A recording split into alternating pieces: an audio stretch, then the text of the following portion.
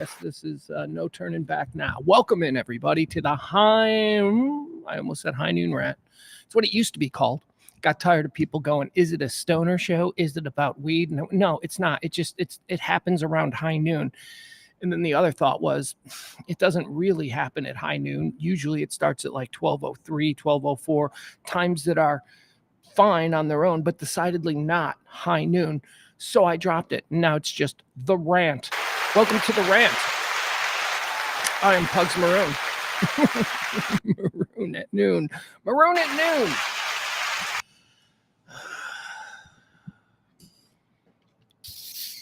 Let me restart this whole thing. Welcome in to the rant. I am Pugs Moran, coming to you live from the Kelly Moore Memorial Studios in the beautiful E-Gallery in Dallas's fantabulous design district. We are the Radio Misfits, radiomisfits.com. Radio Misfits Dallas now. That's right. Okay, every day I get here and I sit down and I tell you all the things that are happening in the world. We talk about headlines, hot topics, current events, trends, pop culture. Sometimes we watch videos. Hell, sometimes it's just me screaming into a microphone about what I watched on TV last night. It's talk radio for sure, but it's not really like talk radio that you'll be exposed to in the world of terrestrial radio. Terrestrial radio is the old-timey radio. See, they don't allow this kind of radio because, I don't do sports exclusively. Although, again, I'll point out, I totally could, but too late now. That ship has sailed. And I don't do politics. I'm not going to carry water for one political party just so I can appear on some low-rated AM radio station in the middle of nowhere. That is not. I mean, I need health insurance, but not that badly. Okay, so we do this. We do talk radio, the kind of talk radio that I've been doing in major markets across this great land since 1992.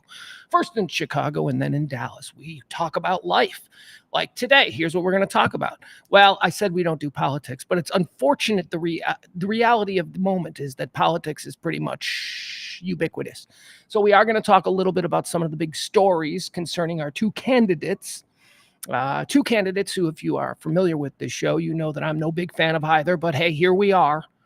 We're going to talk about both of them kind of shitting the bed a little bit, and so I'll rant a little on that. That's the other thing you should know. This is a stream of consciousness rant. No commercials, no breaks, no songs, no, hey, Tina, tell me about the traffic. None of that. It's just me and my thoughts for the next couple of hours on everything that is germane to this particular day. Going to talk about Facebook too. Facebook, they shit the bed, or at least they admitted they shit the bed. A lot of you out there have been screaming Facebook shit the bed for years, and then a lot of other people have been like, you just don't believe in science. So there's finally been some admissions on the part of Zuckerberg, so we'll talk about that as well. We're going to break down some videos at some point today. I found a couple of videos I want to talk about. I got opinions. I got opinions. Americans acting like garbage. And then also just an opinion. A video. I want to talk about a video that I shared on Twitter last night that just got a strange reaction from people. It got a strange reaction from people. So I want to break that video down and I'll tell you exactly why I was so provocative in my take on it. What do we have here? Who do we got in the room? We got Al. Hi, Al. Welcome into the chat room. It's America's favorite midday chat room. We got Al. We got Mikey D. We got April here. We got Jeff. We got Frank. We got Barney. Hold on. Let's keep going. Hold on. I'm going to make it bigger so I can see everybody else. Do y'all tell your friends? Hey, look, you got to listen to this show. All right, let's get right into it. Let's talk about how the show unfolds. 4 quarters, I call it. The first quarter is antecedently on this day. That's just my version of this day in history. It's previously on August the 28th. Then we get into the second quarter, birthdays. You know what that is as well. Hey, they're having birthdays. Are they cool? Do they suck? That's what I talk about. Celebrities. Are these birthday celebrities cool or do they suck? We get into it. Quarter 3 is deads, people who died. People who died on this day, celebrities, notable quotables, what have you. We talk about where they go. They go to heaven or they go to hell. That's based entirely on my opinion of what their life stood for. Quarter 4 is when the rubber hits the road. It's the hot content. It's the topics. It's the trends and all that stuff. So if you're ready, let's get started. I did leave off one thing that we like to we like to start out the show with. It's a way for me, as I explained, this stream of consciousness, which is just whatever is next in my head I say. It's a way for me to kind of get warmed up a little bit. And we call that small talk. It's the small talk segment. Small talk. I wish there was a way to like get small in the chair. Oh, there is. Okay, here's small talk. For this segment, I'll just get really small on the chair. All right, let's see here. Small talk segment. So the big story the last couple of days that I've been very excited about, because as it turns out, a lot of you think I'm a queer for it, but whatever. I'm very excited about the Oasis reunion. You people don't know. You people don't know. You fucking, what do you think? It's just all Wonderwall and Champagne Supernova? My God. You don't know. All right, so I'm very excited about Oasis, and I'll also tell you that Twitter is very excited about Oasis. There seems to be an outsourced reaction to the news that the Gallagher boys, are getting back together.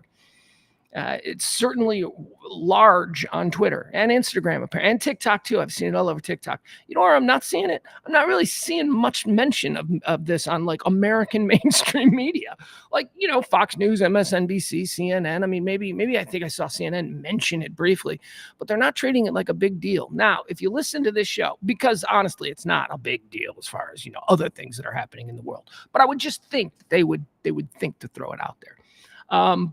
If you know me, you know that I spend a lot of time watching Sky News and BBC News, which are the England equivalents of like CNN and Fox News and all that. I watch a lot of that because I like to watch their morning shows at night before I go to bed. I'm weird. I know. I should be on the Trump Vance ticket. I'm weird. I like to watch early morning British. I like to, you know, like Good Morning America. I like to watch like Good Morning England, you know, at like midnight, because that's when it airs. So I watch a lot of Sky News. Let me tell you, Sky News and BBC, all in on the Oasis reunion. It just shows me as an American how much bigger this band was in England specifically, but in Europe in general, in Asia. I mean, my God, all in. Sky News. It's like, first of all, it's like the constant scroll at the bottom with like ticket information. I mean, they are all in. It's crazy. Anyway, okay, that's good. And I know, I'm like, yeah, America doesn't really care other than Twitter and TikTok, but really CNN, they don't care. Sky News, top story. Noel and Ian Gallagher are still speaking. And then they'll go to someone standing out in front of one of their houses. It's crazy. It's crazy how big a deal this is over there. All right, we're moving on. What else? Watch something new. I found something new. I've been struggling with getting access to my Apple account for quite some time. It was weird. But anyway, I finally got into my Apple account. And I started watching some things on Apple.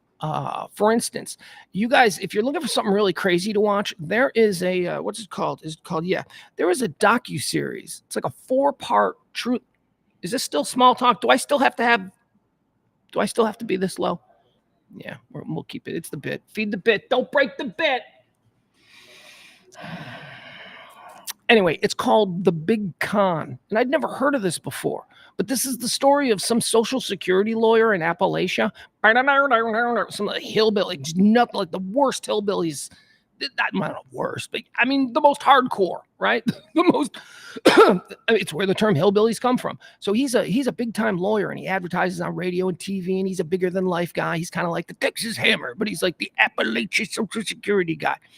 Turns out this 4-part series will tell you this dude stole like $1 billion from the government by getting fake Social Security claims approved in like seconds. Like his whole radio and TV campaign was, I can get you approved for disability in less than 3 days. And like, that was impossible because nobody else in the world could do that because of the bureaucratic system. Anyway, this guy did it for like 10 years and he made millions and millions, and he lived this crazy lifestyle with porn stars. He opened up a whorehouse in Thailand. I mean, it's called The Big Con. And how he did it was it was 3 people. It was him, the lawyer who got the clients.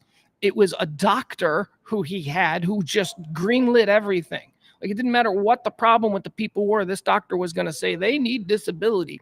And then they had a judge. Who just approved all the disability claims. The guy, I'll tell you, they showed this in the docuseries. Every other situation in the country where this is a thing, they have about a 42% approval rating of disability claims.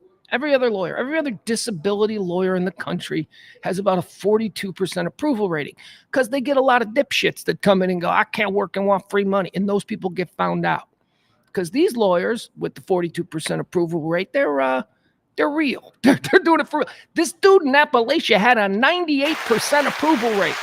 98%. So all this money, and then the feds found out, and it became a big thing. Anyway, it's called The Big Con. It's on Apple TV. It's really interesting. It's very interesting. The last thing that we'll do in our little small talk segment is you'll indulge me my affinity for my Chicago Bears. They're featured on Hard Knocks this year. Hard Knocks on HBO. What is it, Max now? Is there even an HBO? I don't know. Hard Knocks last night was very emotional. It was unlike any Hard Knocks I've ever seen, and it's become a bit of a talking point. I saw it on a couple of morning shows today. They were talking about it certainly on the Chicago radio morning shows that I listen to for sports talk, and that is the situation concerning running back Ian Wheeler. Now, I just want to mention this. I don't know if you saw this last night, but holy shit. In the immediate moments afterwards, there were a couple of things on Facebook where you went, oh, that person's reaction to the Ian Wheeler story kind of tells me that guy's a fucking jerk off, right? There were a lot of people who were like, I'm going to tell you what happened.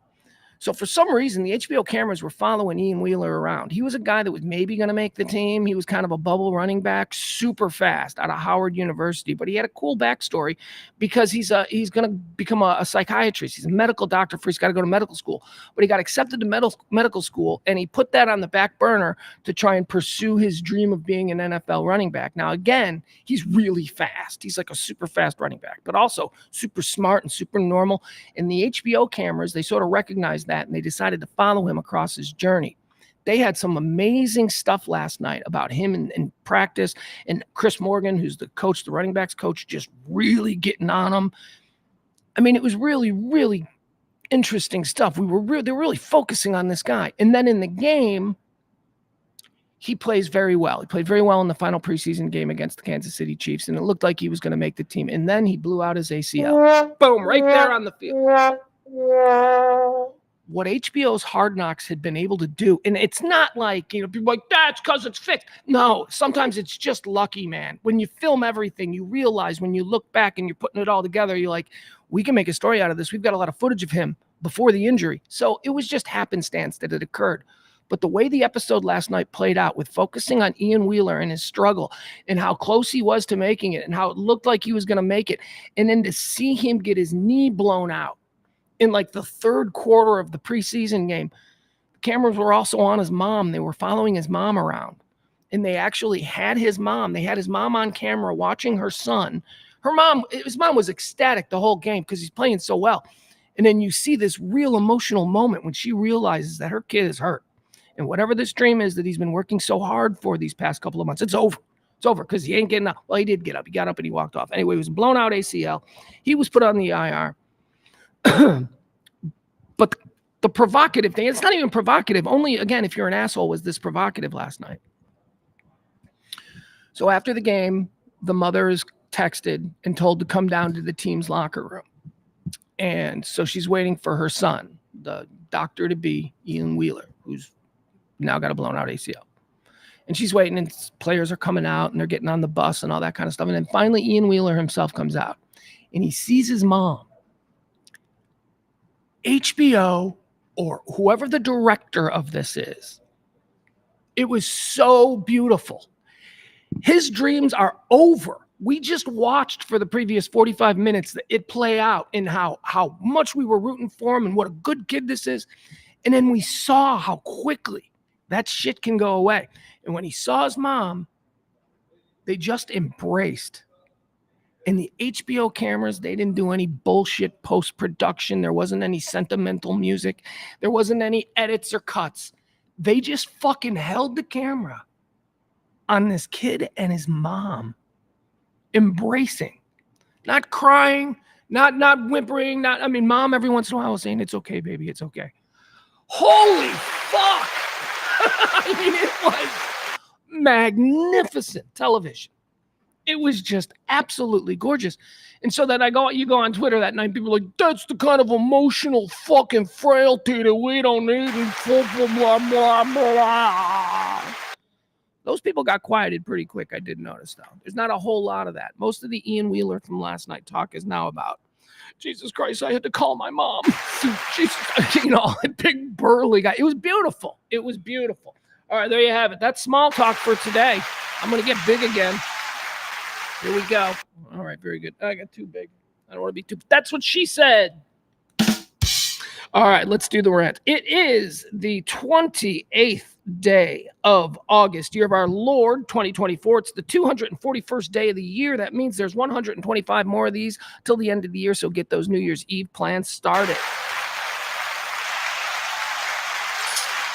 Let's see here. Let's get into Etsy. Oh, before we do this, hold on, because we're doing this again, because we have to do it, because it's been a really slow month and all that kind of stuff. I want to direct your attention to the scroll at the bottom. The scroll at the bottom is going to prompt you and give you all the information that you need to contribute to the Kelly Moore in Loving Memory GoFundMe page set up for her kids. If you haven't already, please check it out. Kelly died so unexpectedly a couple of weeks ago, and we're all still going through it. So there you have that. In addition to that, this show runs on your gratuities. Now, I'm not pitching, but we are thanking our executive producers. And today we have one, Tracy D. Thank you, Tracy D. Thank you so much for helping out the show. I look back and when this is all over and either we're standing on our own 2 feet or it's morphed into something else. When this is all over, I will look back at this moment and I will look at about 15 people, 10, probably more like 10. I'll look back at 10 people who almost on their own with their consistent support of this show every month made it possible. And Tracy is definitely one. So thank you. And the rest of you, you know you are as well, and so do I. And I can't thank you enough. All right, let's get into this Tracy D produced show first with Antecedently on this day. These are the events that happened on this day that help us understand what this day could mean and what could be coming for us on this day or previously on August the 28th. 1565, Pedro Menendez. I'm sorry, it's one of these fancy uppity Spaniard names. Pedro Menendez de Avilés. Oh, that's it. Okay. Pedro Menendez de Avilés. Does he mean anything to you guys? Not me. But he's the dude who first sighted land near St. Augustine, Florida. He founded the oldest continuously occupied European established. There's a lot of fucking qualifiers here. There's a lot of. It's the oldest. So it's the oldest European city in America. There you go. Even before we were the United States, there was a St. Augustine, Florida. On this day in 1565, somebody saw it and went, that looks like a good place for us to keep all our crazy people. What do you want to call it? Florida. On this day, antecedently, in the year 1898, Caleb Bradham's beverage. Oh, yeah. There was a beverage. It was very popular in this country. Everybody drank Brad's drink. Caleb Bradham, he had Brad's drink. Everybody wanted, can I get me a Brad's drink? What's Brad's drink? I don't know. It's kind of like that Coca-Cola stuff. It's called Brad's drink. Brad's drink changed its name on this day to Pepsi-Cola. Pepsi-Cola. Kind of like Brad's drink. Kind of like, he's Brad. He's got a drink. It's real good. Antecedently on this day in 1936, Nazi Germany begins its mass arrests of, say it with me, the Jehovah's Witnesses. Yep, it was on this day. Jehovah's Witnesses got rounded up. The Jews really, they're the ones I think we all go to first. The Holocaust and the Nazis and who they didn't like. And I don't know, did they make them like? I'm thinking they did. I'm thinking they made them the primary. But there was a whole lot of other groups of people that were just as. Well, there were genocidal type plans set in motion for Jehovah's Witnesses. They didn't like them. They didn't like Jehovah's Witnesses. Gypsies, the Romani people, they didn't like them. If you were of the Romani wandering nation of people that occupied Europe and still do to this day, they were all sent away. Retarded people with like mental, they did that too.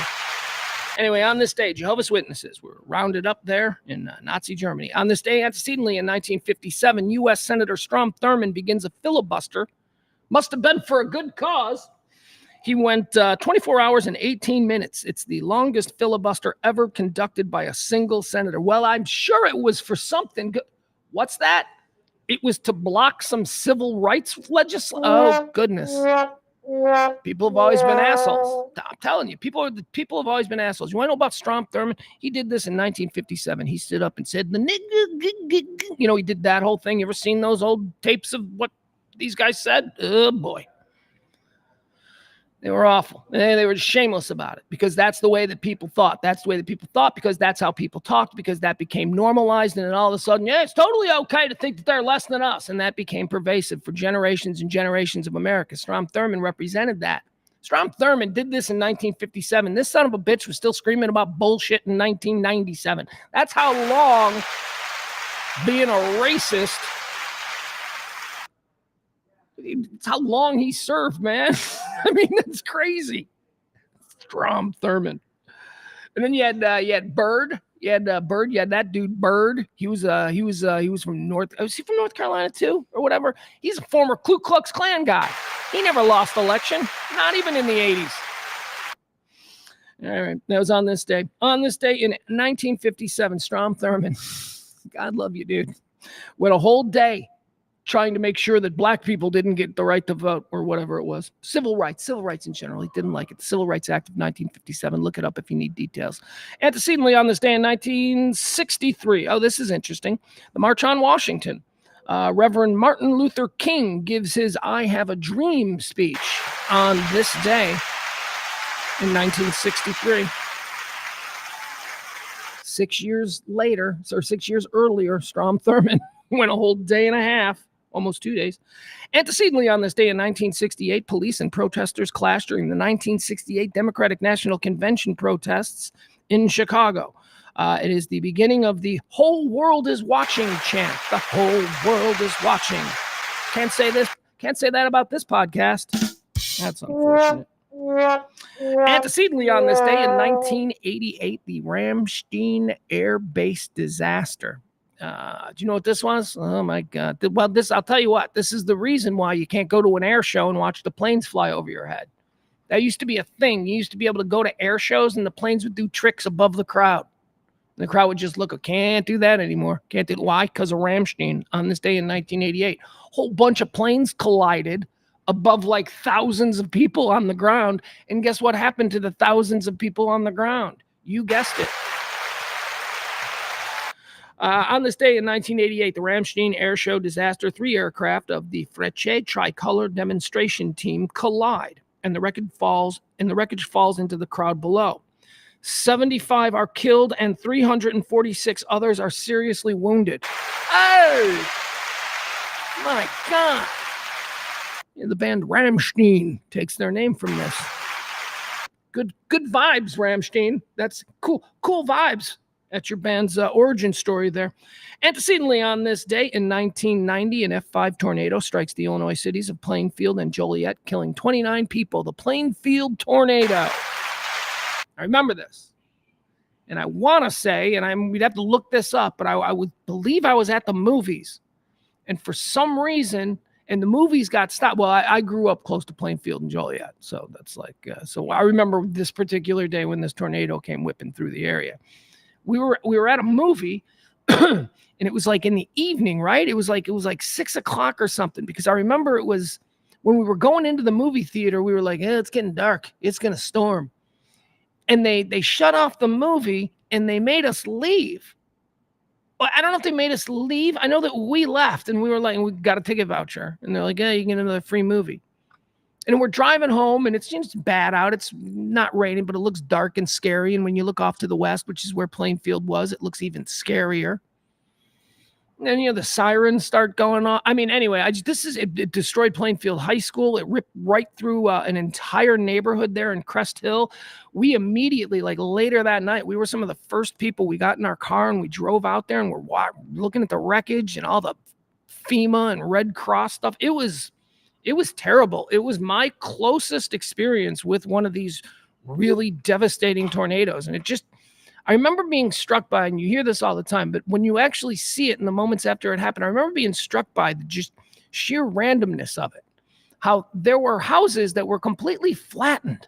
Like you could just look at, and you're looking into the basements, and you're like, Jesus. And then right next door, there's a house that's maybe got a window broken, and that's it.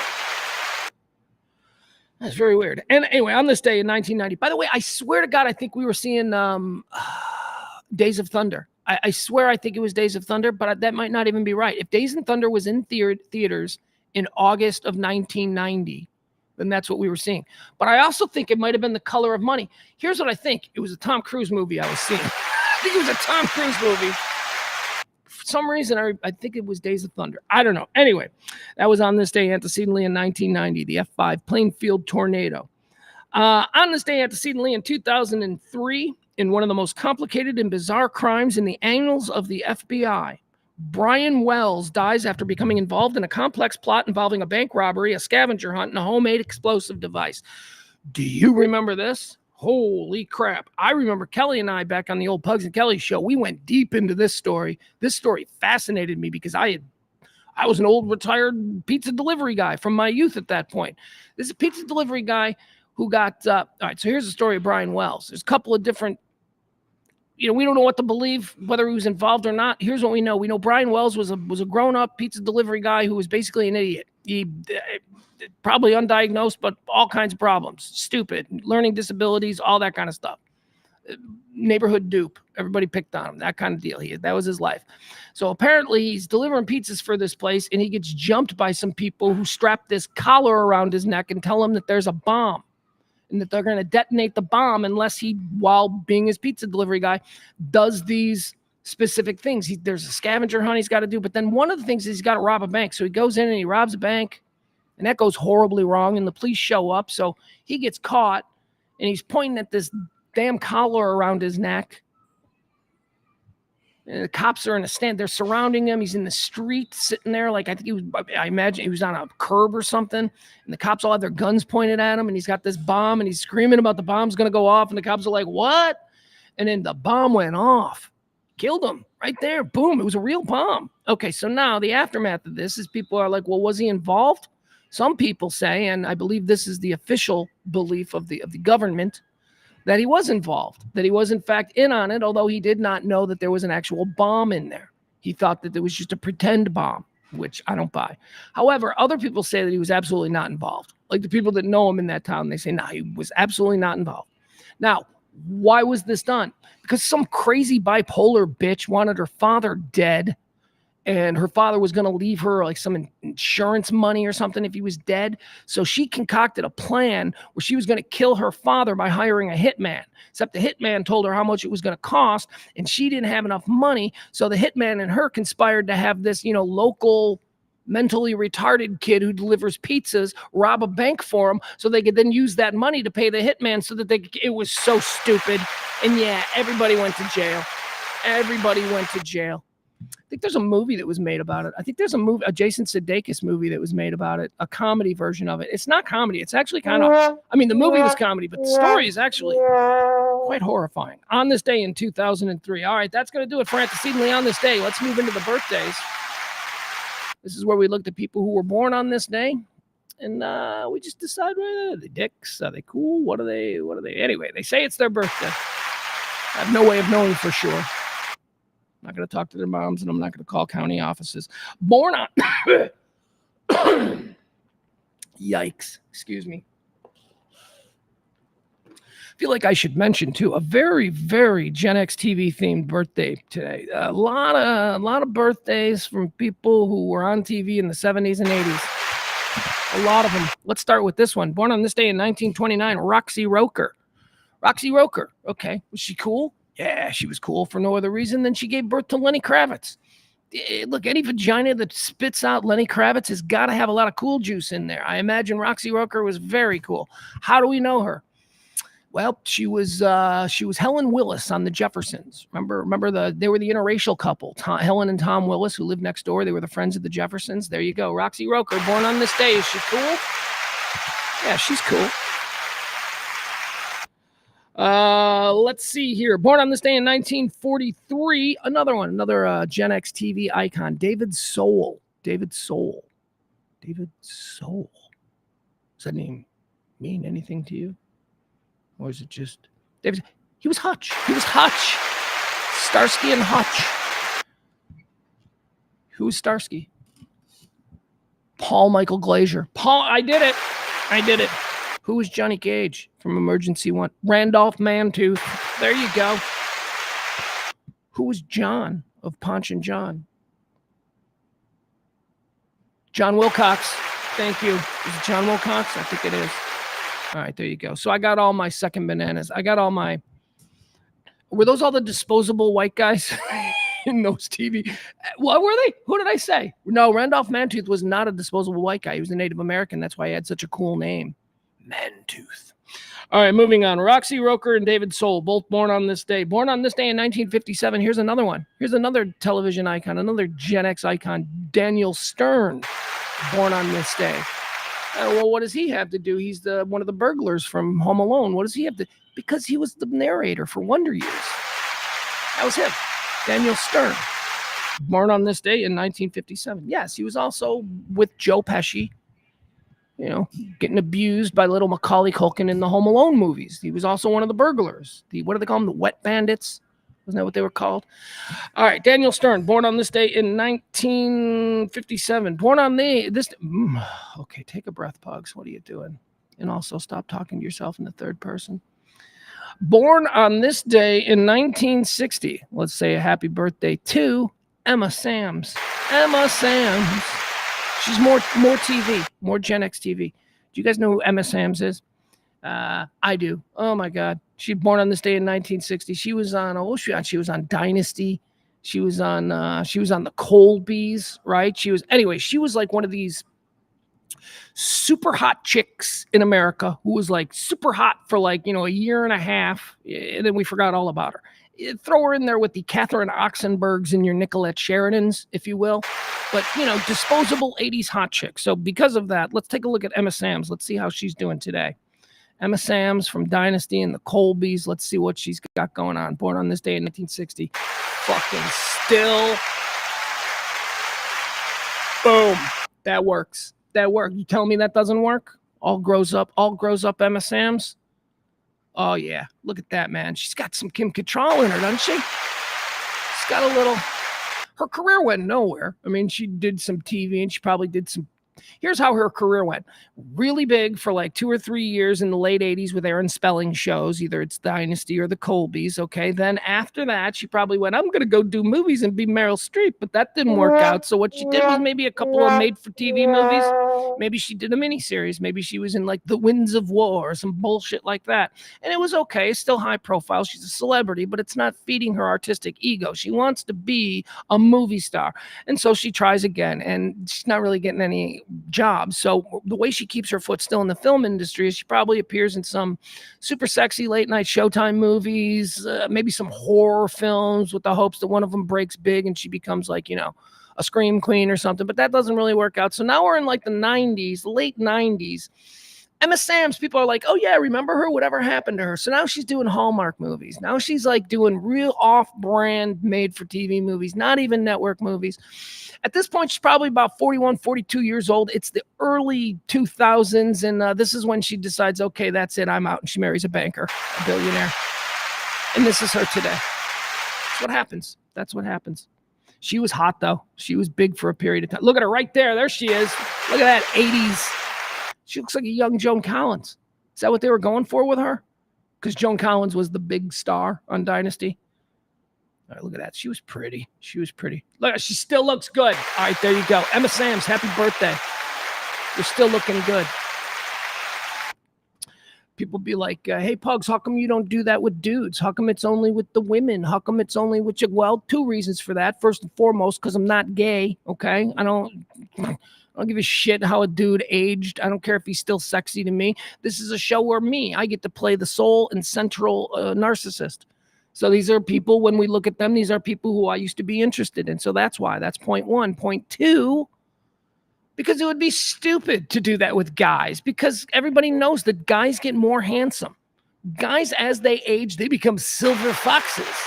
So it'd be like, let's look at George Clooney from Roseanne in 1987. Let's see how he's held together. Yeah, that's stupid. George Clooney looks better now than he ever has, because that's what happens with dudes. I don't make the rules. This is how it is. So that's why we look for, ones that I haven't seen in a while, like Emma Samms. Not gay, although I'm not opposed to it. I just don't think that I am emotionally, intellectually, or genetically predisposed to it. I don't know. All right. Born on this day in 1960, Emma Samms, still looking hot. I should be so lucky. Wouldn't that be great? All of a sudden I'm dating Emma Samms. People are like, wait, why do I know that name? And then someone's like, she used to be on Dynasty in the 90s or in the 80s. She's dating Pugs? Wow. That'd be cool. Just walking in with Emma Samms. She'd be big in Dallas. She would, because if you're a former star and you live in Dallas, they still treat you like you're a superstar. Like Angie Harmon. She did like 5 seasons of Law and Order, and they treat her around here like she's Sir Laurence Olivier. All right, let's keep going. You know what we should do? Let's do Let's do Kiss, Marry, Kill. Yeah, I got 3 in a row here. Let's do Kiss, Marry, Kill. Okay, so we'll start it out with Emma Samms. We already talked about her. Kiss, Marry, Kill. Kick. We do kick. What is Kiss, Marry, Kick? It's the same as Howard's old F, Marry, Kill. It's just that I played it with my kid to make sure he wasn't gay when he was little. Not to make sure he wasn't gay, but to just, find out. I want to be prepared. And I don't think he is. He seems like he likes girls. By the way, also, I've always made it perfectly clear with my kid, even when he was little. It doesn't matter what it is, as long as you're happy and you're in love. But I want grandkids. I would like biological grandkids. Anyway, point is this. I changed the name of F, Marry, Kill so that I could play it with my young son. And we changed the name to Kiss instead of F. Mary's the same, spend your life together. And instead of kill, we're just going to kick them to the curb. We don't want to be around them. See how you clean it up for kids? All right, so we're going to do Kiss, Marry, Kick. Emma Samms is first up. She was born on this day in 1960. After her, we've got Jennifer Coolidge, a national treasure, Jennifer Coolidge. Oh, she's so funny. So funny and also kind of... Jennifer Coolidge. I mean, I don't know if we remember how far back we go with Jennifer Coolidge, because for like a decade plus, she just played really funny single hit roles on great. Well, here's an example.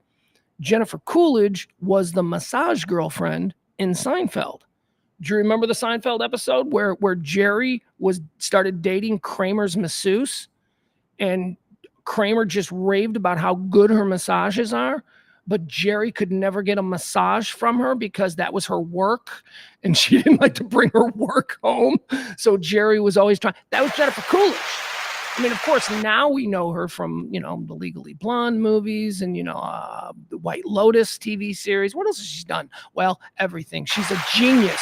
She does commercials, right? Doesn't she do like Citibank commercials now where she's got an assistant and she's totally helpless? All right, there you have it. That's number 2. For this edition of Kiss, Marry, Kick. Emma Samms, born on this day in 1960, and Jennifer Coolidge, born on this day in 1961. Here we go now. Born on this day in 1965, the final contestant for today's Kiss, Marry, Kick. Ladies and gentlemen, born on this day in 1965, let's just call her the Canadian Barbara Mandrell, Shania Twain. Shania Twain. All right, Kiss, Marry, Kick. We've got Emma Samms, Jennifer Coolidge, and Shania Twain. Okay, here's what I'm going to do. The first one I'm going to kiss. Who do I want to kiss here? Oh, no. This is so hard. I'm going to kiss Emma Samms. I think I'm going to kiss Emma Samms. We looked at pictures of her. We just saw pictures of her. She looks really good. All right, I'm going to kiss Emma Samms. There we go. I'm going to kiss Emma Samms. I'm going to marry Jennifer Coolidge, and I'm kicking Shania Twain. As hard as that is for me to reconcile here in 2024, that I would kick Shania Twain. I just think being married to Jennifer Coolidge would be fun as hell. She seems crazy fun. All right, there we go. Thank you. That's today's Kiss, Marry, Kick. Emma Samms is who I kiss. born on this day in 1960. Jennifer Coolidge is who I'm going to marry, born on this day in 1961. And Shania Twain is who I'm kicking, born on this day in 1965. Peter says, kick Shania out. He agrees with me. Al says, Emma kiss, Jennifer marry, and Shania kick. Look at us. Look at us. Look, there's no losers here. I mean, Shania Twain seems like a really cool woman. Emma Samms, for me, like when I was like 19, she held a place in my life. I'm just saying, she just, I have a connection. I have a connection to 19-year-old me has a connection to Emma Samms. So I want to kiss her. I want to kiss her. And then marrying Jennifer Coolidge and then kicking Shania Twain. Can't believe I'm kicking Shania Twain. All right, let's go. Moving on. More from the world of TV. I told you this was very Gen X TV heavy on today's birthdays. Born on this day in 1969, Jason Priestley.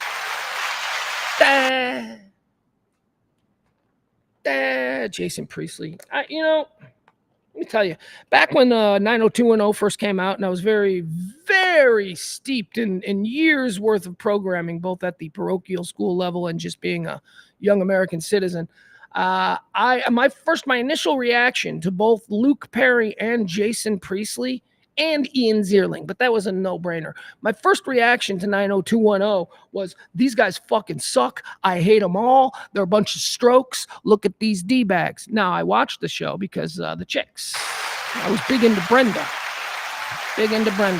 Pour one out for Shannon Doherty. We lost her. I was big into Brenda. I also had an Andrea Zuckerberg thing. Kind of liked her. Kind of like you know why? Because she matched the fantasy. Andrea Zuckerberg was like this chick that wore glasses and she wore her hair up and they tried to make her look like, she was like the dork girl, but she was hot. She could take those glasses off and let that hair down. She'd give you that moment. That's why I kind of liked her. But I still really liked Brenda Walsh. So Jason Priestley, I hated because I just thought he was a D-bag. I thought he was too good looking, too charming, too this, too that. I hated him. Remember programming. But then as I started watching the show and as the years passed, I became a big Luke Perry and Jason Priestley fan. I like them both. Did you know they invented the sideburns? They did. They invented sideburns. And then all of a sudden, all of us, we had sideburns for like 6 years. We all had big, thick not even thick. We had nicely trimmed sideburns after a generation of no sideburns like that. Now suddenly we're doing sideburns again. Jason Priestley, born on this day in 1969. Is he alive or dead? Luke Perry's dead, right? Luke Perry's dead. Priestley dead? Or is that just his career? Oh my God, I didn't need to do that. Born on this day in 1969, Jason Priestley. Born on this day in 1982, Leanne Rimes. I think I watched Chaz. You guys remember Chaz Night? I think I watched Chaz make out with her. I can't be sure about that. I know that there was a Chaz making out with Leanne Rimes thing. I don't know if I saw it or not. I was doing a lot of drinking back then. I remember we talked about it on the air and it became kind of a big thing. We wanted to know why Chaz all of a sudden got to make out with Leanne Rimes at the Curtain Club on a Sunday night, but it happened. I think. I don't know. Happy birthday, Leanne Rimes, born on this day in 1982. Born on this day in 1986, Armie Hammer. Talk about a guy whose career is dead. Oh, my God. For some unknown reason, Hollywood spent about 10 years trying to make Armie Hammer happen. They tried to make him a thing. They put him in big movies. We'd never heard of him before. He was the Winklevoss guys in The Social Network, right? And after that movie was such a big hit, everybody went, I bet you that guy who played the Winklevoss is going to be a huge star. And so Hollywood got behind him and they tried to make him a big movie star. And they put out a whole bunch of movies that were terrible and huge bombs, yet still had these promotion and marketing budgets that were some of the biggest of the time. I think of The Lone Ranger, which went absolutely nowhere. I think of not Get Smart, but it was the Mission Impossible. Was it the Mission Impossible? No. Was it Mission Impossible? That's Tom Cruise. It was. Oh man, anyway, whatever. Anyway, there was another thing that he did where he played like a Russian spy or something. It was a remake of another 60s TV show. Doesn't matter. Can't think of it. They tried to make them happen. They pretended they utilized that old theory of if you say it enough, enough people will hear you saying it, whether true or not. Enough people will hear you saying it, and then they'll just believe it because people have lazy minds. And what they were saying was, Armie Hammer is a huge movie star. And no, he wasn't. No. And then he turned into a weirdo, a cannibal guy who like tried to like, eat chicks and whatever. I don't know. I might have the details wrong, but you can find him. Just Google him. His career's over. I know that. All right, that's going to do it. Those are birthdays. Quarter 2 is in the books. Let's now do dead people. These are the people who've died on this day. We're going to open up their life's resume and decide whether or not they went to heaven or hell. First one is going to go to heaven without even talking about it. For it was on this day in 1955, 2 years before, Strom Thurmond would heroically wage the longest filibuster in American congressional history, going a full 1 day and 18 hours. Why? Because he didn't want black people to have civil rights. That's right. 2 years before that happened, on this day in 1955, young Emmett Till is murdered. I'll read it to you. Emmett Till was a South Side kid. There's South Side of Chicago. So there's a lot of Emmett Till stuff there. But this happened down in Mississippi. I think he was visiting family or something in Mississippi for the summer, and he was accused of whistling at a white woman. And because of that, he had to die. So, that's the kind of thing, that's the kind of culture and lifestyle that 2 years later, Strom Thurmond would filibuster on the Congress floor to keep strong. Let's not stop this kind of thing from happening. That's basically what his whole filibuster was about. Anyway, Emmett Till, yeah, we're putting him in heaven. Of course he is. A little boy who was murdered by a bunch of inbred fucks. All right, dead on this day in 1978. How about this one? Robert Shaw. He was an actor. Did a whole bunch of stuff, but I'm not going to waste your time with anything other. He was Quint from Jaws. We're going to need a bigger boat. He was the captain from Jaws. Robert Shaw died on this day. He's probably in hell.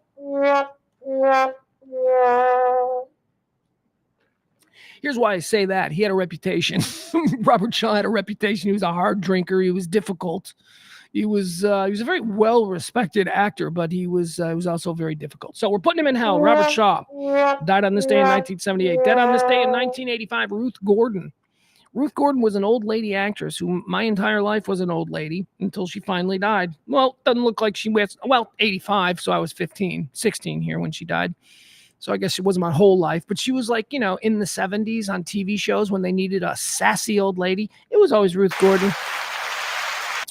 And then she made a movie. And in the early days of cable, when HBO and Showtime, if you had those channels, when they only had like 10 movies each to show and they showed them constantly on a loop, one of the movies that HBO used to show was a film called Harold and Maude. And so I watched this movie, Harold and Maude, when I was a little kid over and over again. Different points. I'd walk in, sit down, turn the TV on, and we'd be 20 minutes into Harold and Maude. So I'd watch it for a while. That's how life was back then. I know. It was medieval.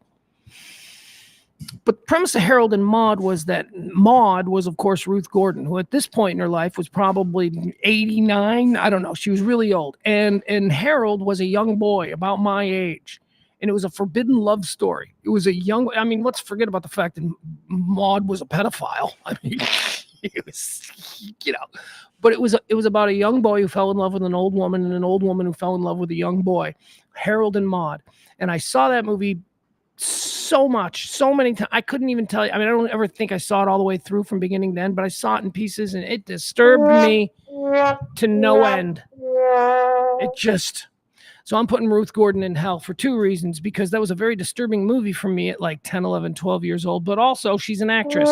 And what do we know about actresses? They're all crazy and hellbound. All right, that was on this day in 1985. American actress Ruth Gordon passes away. Dead on this day in 2020. Here's the big one, putting him in heaven. Not even gonna talk about him too much. Chadwick Boseman. Chadwick Boseman died on this day in 2020, and it was a mega shock. It was a mega shock to the whole entertainment world, because at the time of his death 4 years ago in 2020, he was about as big a movie star as Hollywood could offer the world. He was at the apex of his A-list. He had been coming on, Black Panther, right? Can we just talk about what Black Panther did? But before that, did you see his Thurgood Marshall movie? Did you see his Jackie Robinson movie? Did you see his James Brown movie? He apparently knew that he was dying of cancer. And so he just started churning out work, churning it out, and he told nobody. And then all of a sudden he was just dead. That's, oh my God. He was such a cool actor. Have you ever seen interviews with Chadwick Boseman? Like go back and go look at especially some of the stuff that he did with like Jonathan Ross. I think it's Jonathan Ross. Jonathan Ross is like a famous London-based late-night TV host, but he's very funny. Anyway, Chadwick Boseman, man, that dude was great. That guy was on Denzel Sidney Poitier trajectory in his career. And is it racist for me to even say that it was that because I'm comparing him to other black actors, like his skin color makes a difference? I don't know. I still think it does. I think that if we have 10 A-list white actors, there's 2 black ones, right? Well, actually, I don't know if that's true. I don't know. Actually, I'm going to shut the fuck up because I don't know that that's, I'm thinking about this now. And I'm like, wait a second. Dramatic actors, maybe like dramatic black actors. Of course, you got your Morgan Freeman, but he's sort of we're phasing him out. He was the one in the 70s after, him and James Earl Jones, I guess.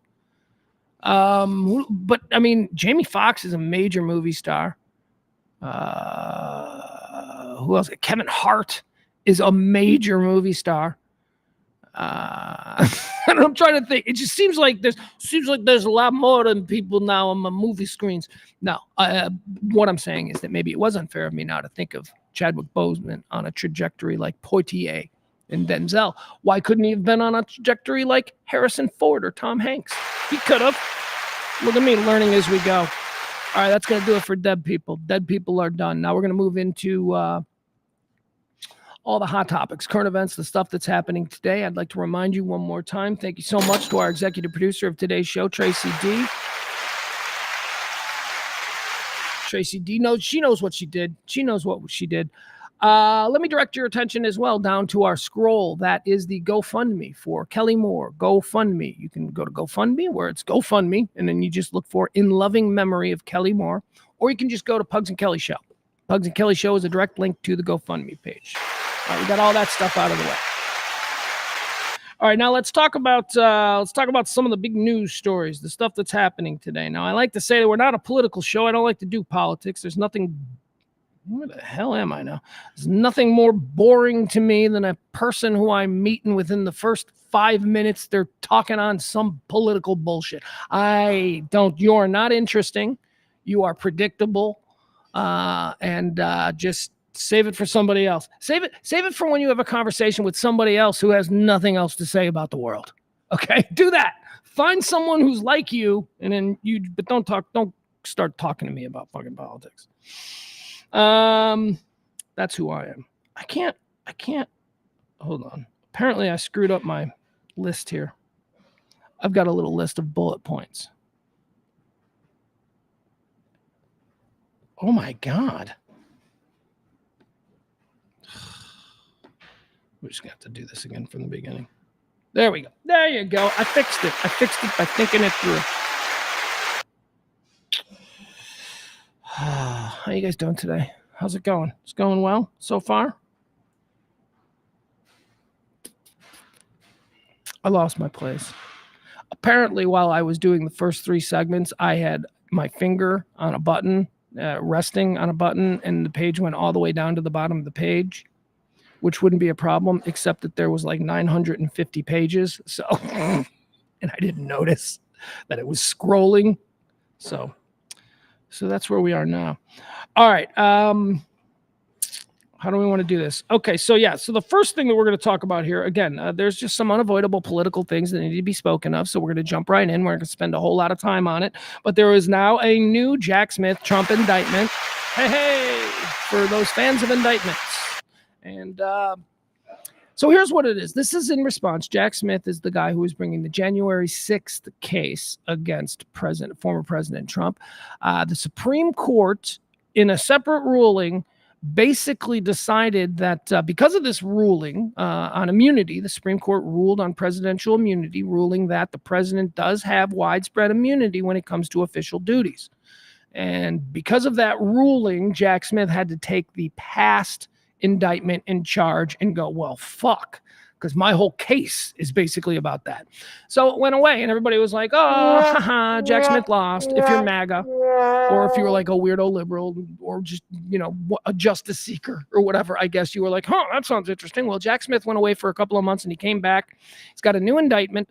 What he's basically done is he's kept the 4 tenets of the original charge, but instead of using official duty misconduct, he is now focusing on the things that Trump was doing to circumvent the results of the election being certified by Congress. So his unofficial duties, like what were his unofficial duties? Well, the entire rally, that entire January 6th rally that can be tied directly to him. So people on Trump's people are going, this isn't fair. They already said that. Well, this is actually a different indictment. This is a completely separate grand jury that has indicted these new charges.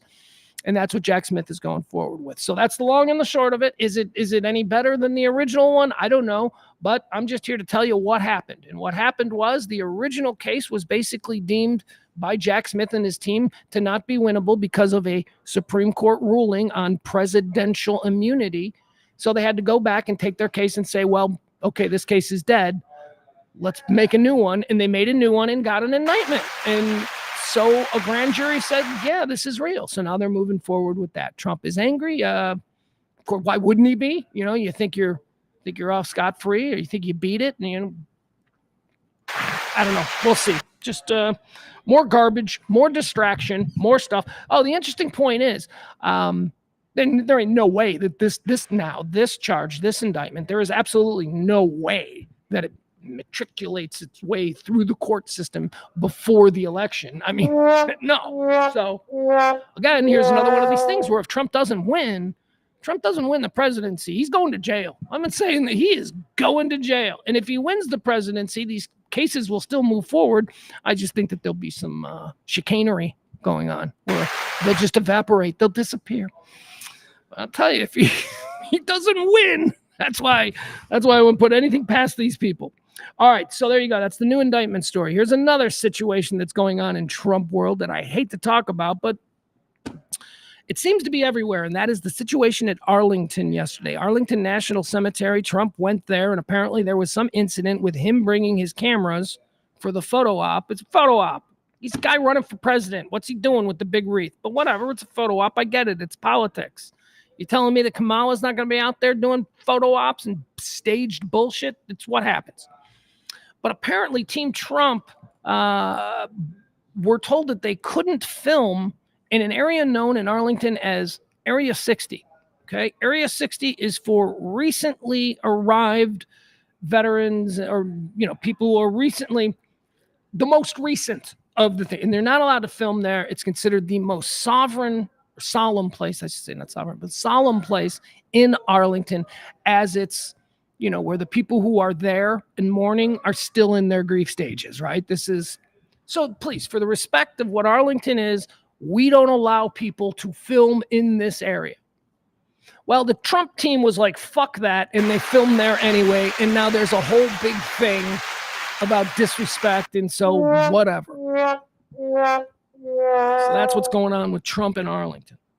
Should I actually read it to you the way it's written here, or have we had enough of that? It says, Donald Trump's facing criticism after giving the thumbs up. And so that's the other thing about the picture. So the picture from this Area 60, he's like, yeah, which is so fucking... It's just so off-putting. It's just so not in... Somebody who is truly affected by the beauty and honor of what they're surrounded by when they are supposedly paying their respects at Arlington probably wouldn't be in the mood to go, So, you see, it's just gross. Anyway, okay, what else do we have here? So now let's take a swipe at Kamala, or at least let's amplify some of the swipes that are currently being taken at Kamala. Kamala Harris has agreed to do a sit-down interview with CNN. That's going to air on Thursday night. Now, why is this interesting? It's interesting because one of the big charges against Kamala, since she has taken the reins from old Biden, is that she hasn't sat down for any kind of a one-on-one interview, and what's she hiding, and why won't she sit down, and all of that stuff. Here, let's go into this. I'm going to show you something. So she's sitting down. She's finally going to do her interview. She's going to do it with CNN. Kamala Harris. She's going to interview. But guess what? She's not sitting down alone. She's sitting down with old Ted Lasso. I love that description of Tim Walz. Somebody called him the political Ted Lasso. Actually, the full thing was the quote that I tweeted on Twitter was that Team Trump and Vance are the Avengers of being off-putting, whereas Ted Walz is the political Ted Lasso. I thought that was funny. Just a goofy, hey, how you doing? Everything's fine. I thought that was funny. And then we see another example of just the being off-putting, the just not understanding the tone and temperature of where you are. Why? Because you're not truly in the moment. You are trying to manipulate the perception of the moment. And that's when you accidentally, when you're surrounded by dead service members, go, thumbs up, check it out. It's just bad form. That's all. That's for a guy like me. That's why I hate that guy. It's just one example of bad form, off-tone, off-putting behavior after another for me. Oh, but he's going to save America. I don't know, dude. I think he's going to save the Trump family name, that's for sure.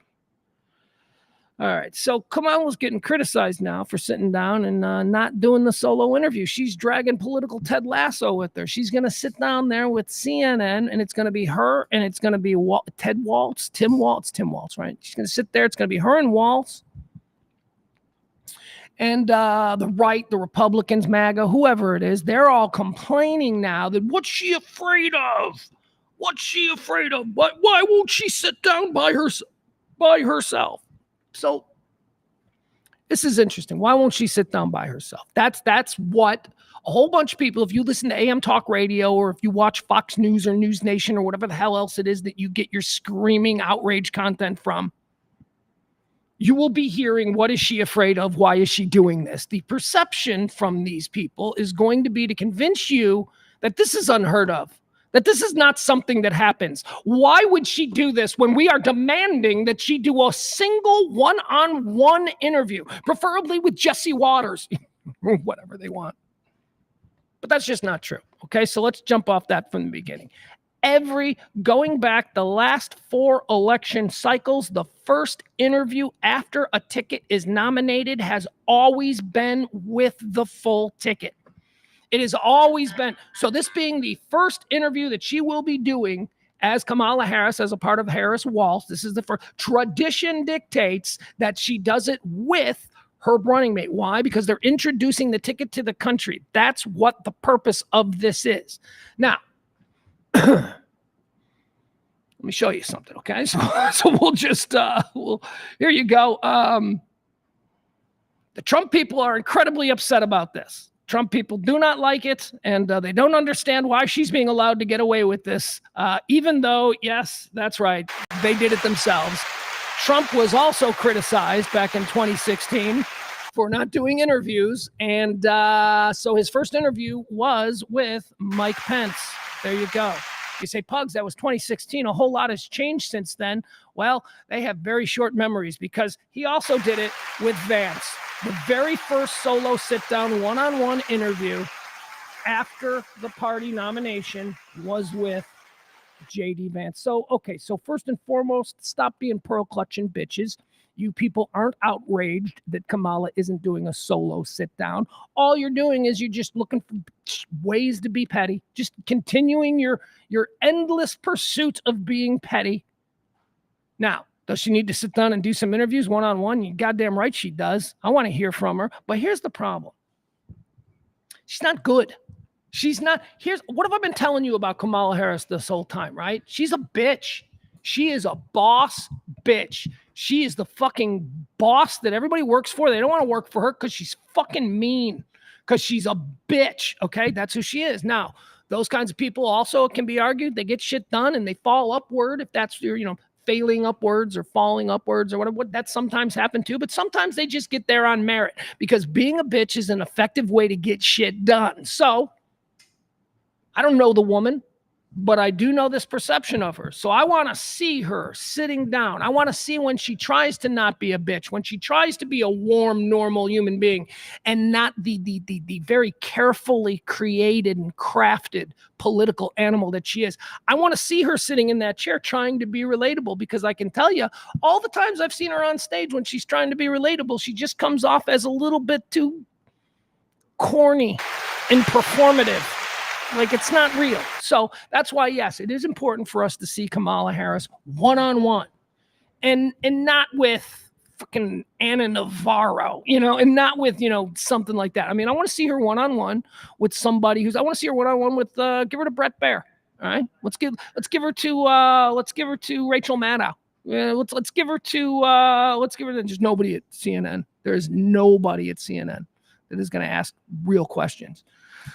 I know some of you are fucking very triggered right now because I said Rachel Maddow a couple of seconds ago, and you're like, wait, what the fuck? What the fuck? She's good. She's good. And she's way far left of where Kamala Harris is. So if you really want to see somebody pushed into uncomfortable answers, it'll be if Rachel Maddow sits down with Kamala Harris. But I don't think they'll let that happen. I don't think so. Anyway, so Kamala Harris, she will sit down, but let's stop pretending like this is a dodge, okay? It's not a dodge. It's tradition. I see Barney there.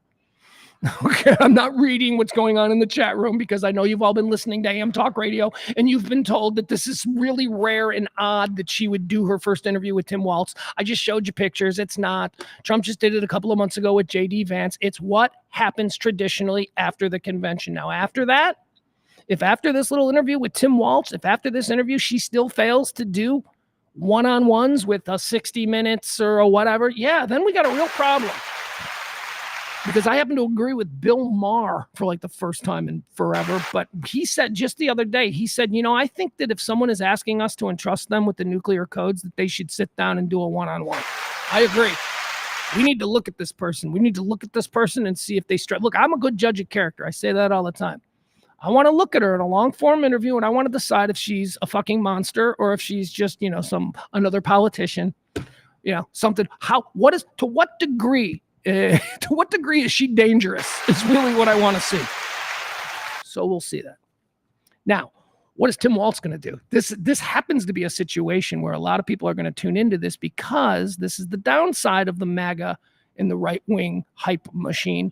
The downside is that now a lot of people are going to tune into this and watch her, because they have created this environment where this is an event because she never speaks.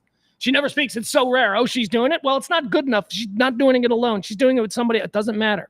The message that this is now something that you need to tune in for is going to resonate. So they're going to have great numbers for this. And they've got fucking Tim Walz there, man, to soften her. Don't think for a minute that that's not what they're thinking. They are thinking she's going to be this scary, I always say it, the black girl on the city bus. I have personal one-on-one history with these young ladies and the way they rule their kingdom. And I am telling you, Tim Walz, Mr. Aw Shucks, sitting next to her is by design to soften her. Josh Rosen wasn't chosen because he's, Jewish and they don't want Jews. Josh Rosen was chosen because he's not likable. Josh Rosen is kind of pushy and direct, and he's got a little Anthony Weiner in him, if you remember that guy. You couldn't combine that with Kamala Harris. Kamala Harris is already unlikable. So they went and they got the fucking Ted Lasso from Minnesota, who does a podcast yesterday where he's talking about gutters. Did you guys see this going around? There were two, let's compare, J.D. Vance and Tim Walz. So both of them had viral videos with them speaking to podcasts go viral yesterday. One of them was J.D. Vance, where J.D. Vance is going on about how any teacher who doesn't have kids disturbs him. All right, that's the new thing. Now J.D. Vance doesn't want any teacher who does. So apparently he's a Catholic, right? So he doesn't allow his kids to be taught by nuns, because nuns don't have kids, and they have been teaching Catholic children for thousands of years. So anyway, he just another bad form. I don't like chicks who aren't married teaching my kids. First of all, in the public school system, you try to find a third grade teacher who's not 24 and single. Okay? Shut the fuck up, JD. What a bullshit thing to say. So anyway, that's why he's going viral. teachers who are unmarried disturb me. So that's why he's going viral. Meanwhile, same time you got Tim Waltz going viral. He's sitting down with a podcaster, and Tim Waltz is ranting about gutter maintenance and how the fall season is coming. And I'm telling you, people, if you don't get up on your ladder and start cleaning those out, what you're going to have is you're going to have gutter mulch. You know what that is? That stops the flow of water. Fucking Tim Waltz, whatever the fuck his name is, he's going on and on about homeowner problems, like real relatable things that people are.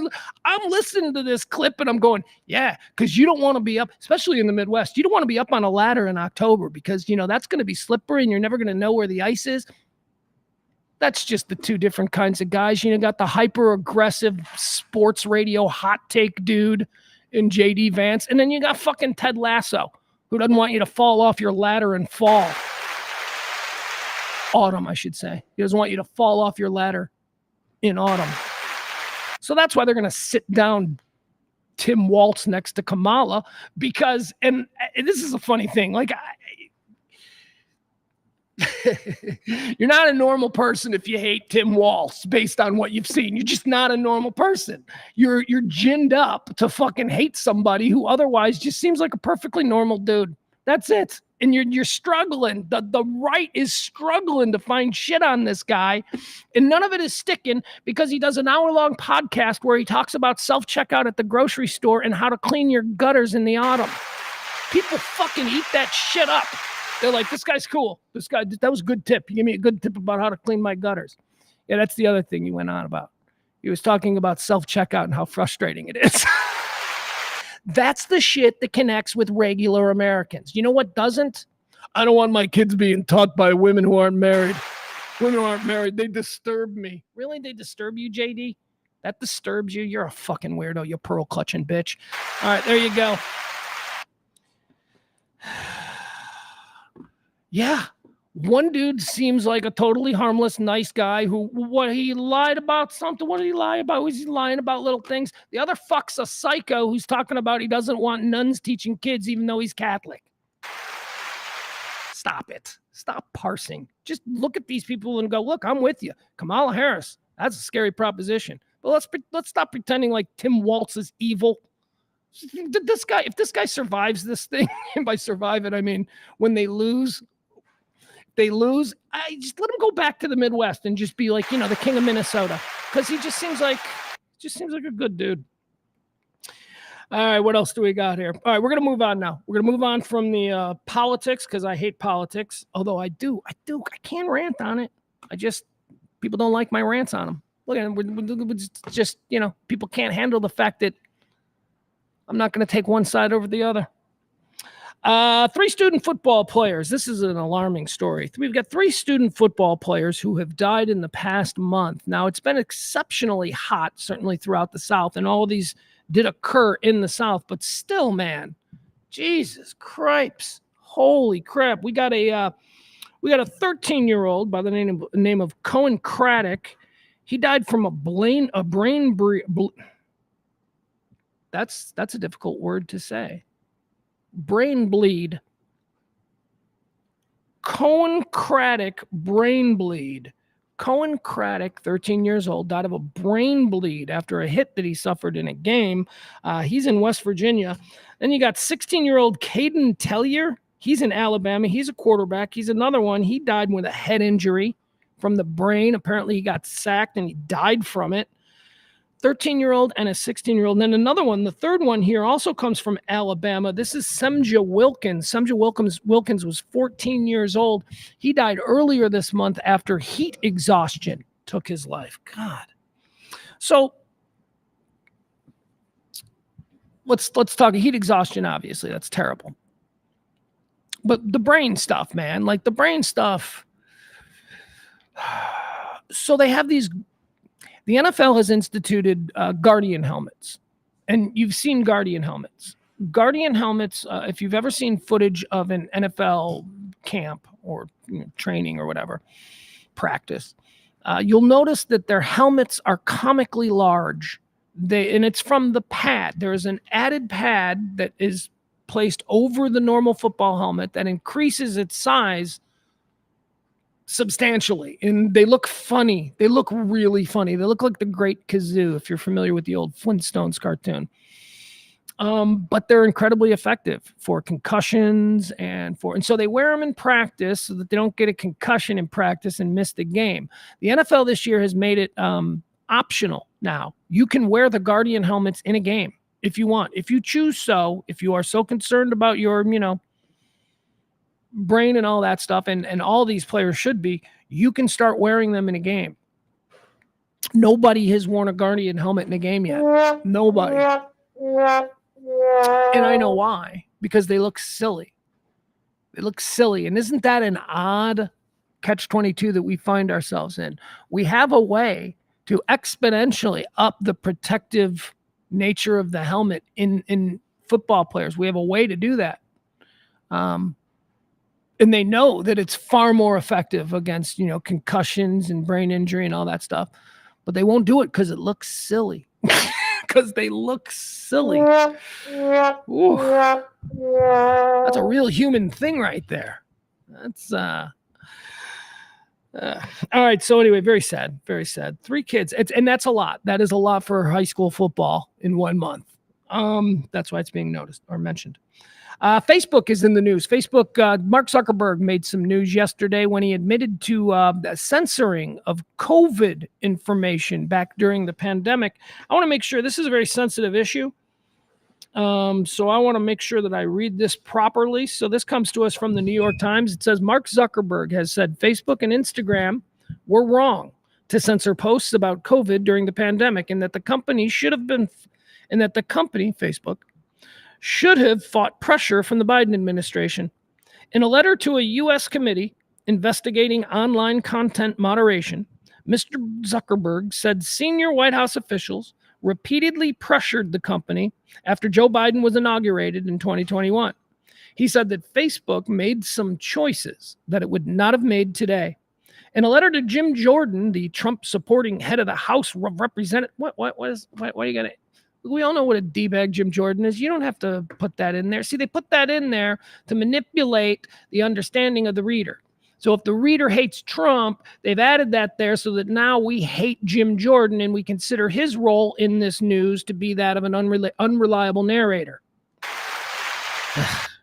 In a letter to Jim Jordan, the Trump-supporting head of the House of Representatives, Judiciary Committee, Mr. Zuckerberg wrote, here's a quote now, in 2021, senior officials from the Biden administration, including the White House, repeatedly pressured our team for months to censor certain COVID-19 content, including humor and satire, and expressed a lot of frustration with our team when we didn't agree. Ultimately, Zuckerberg continues, it was our decision whether or not to take content down, and we own our decisions, including COVID-19 related changes we made to our enforcement in the wake of this pressure. He says, I believe the government pressure was wrong, and I regret that we were not more outspoken about it. I also think we made some choices that, with the benefit of hindsight and new information, we wouldn't make today.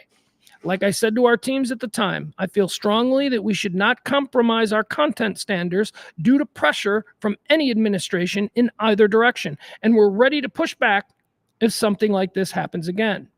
All right. So now what is that about? What is he talking about here? During the pandemic, Facebook added misinformation alerts to users when they commented on or liked posts that were judged to contain false information about COVID. That's important. That at the time were judged to contain false information. At the time, these were judged to contain false information. It's interesting. It also deleted posts criticizing the COVID vaccine or suggesting that COVID was developed in a Chinese lab, which is a theory that has since become supported by some mainstream scientists as well as many government agencies around the world. That's a very interesting one. Where did it begin? And was it developed by the Chinese? Are the Chinese ultimately responsible for the COVID-19 epidemic and breakout? In the moment, I can understand why it would serve absolutely nobody to announce as, like, let's say the government of the United States. What if we announced in March of 2020, when COVID was first starting, if we'd announced in March of 2020 that we believed it was the Chinese and the Chinese did this, I mean, there would be repercussions for that. Nobody knew what was about to happen over the next year and a half. We didn't know that the entire world was essentially going to shut down, but the repercussions would have been, I don't know. And maybe it would have been a little bit too early. Maybe they didn't know that exactly. But I do remember hearing reports from people, very unreliable people. It was always the worst people, like Sandy Hook deniers and, shit like flat earthers. They were the ones who first put the idea out there that this was intentionally created in a laboratory in China. So because of that, being a normal person, I dismissed a lot of it, because when you look at the body of work that somebody putting out this fantastic claim has done previously, you weigh the merits of that fantastic claim. Oh, well, this is crazy. But isn't this also the guy who says that, all mass shootings are false? So that was the problem. That was the problem for me. I was never somebody who denied that it came from a Chinese, wet market or some laboratory in Wuhan. I just didn't know. And so I just felt at the time that being anti-China about it, and by the way, finding out that that's what happened and being anti-China about it, that's a pretty stupid thing. What can you do? All right, so now you hate China. What are you going to do? You're not going to eat egg rolls anymore? Fucking shut up and sit down, okay? This is like government business. There's all kinds of shit. Now, I will tell you that in the year 2024, after all of the shit that I have seen and all the shit that I have read, and I do not think that I'm susceptible to hype or bullshit from partisan sources, but I will tell you that I absolutely, as of today, believe that that thing was created by the Chinese government for some reason. I don't know what the reasons are. We couldn't possibly know. I don't know if it was for intentionally nefarious reasons or whatever, but I today in 2024 absolutely believe that COVID came from a laboratory in China. Thank you. I'm willing to say that. And Mark Zuckerberg seems to be saying the same thing now. But back then, I think that kind of rhetoric being passed like wildfire on social media was possibly counterproductive. And the idea was that the government wanted to stop people from thinking incorrect things. Well, in this case, I believe that thinking that incorrect thing then turned out to be right. I think it turned out to be right. I don't know, it's very complicated. I don't want to be president of the United States. This is why I say I couldn't be president of the United States. You know how hard that job is? There's a lot of fucked up things you got to consider. All kinds of meetings. You're waking up early. Oh, sure, you can order any kind of food or sandwich you want at any time of the day, but you're only getting about 3 hours of sleep a night. I don't know.